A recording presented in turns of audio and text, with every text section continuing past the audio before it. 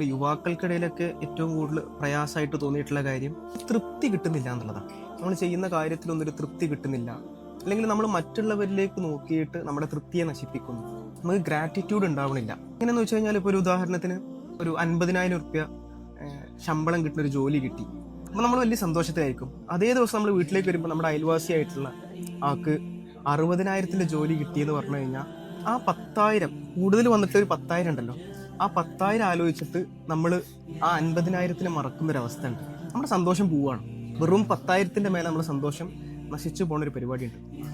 നമ്മൾ നമ്മളിലേക്ക് നോക്കാതെ മറ്റുള്ളവരിലേക്ക് നമ്മൾ എത്ര കാലം നോക്കിക്കൊണ്ടിരിക്കുന്നുവോ അത്രയും കാലം നമ്മുടെ സന്തോഷം നമ്മളിലേക്ക് എത്തിച്ചേരില്ല.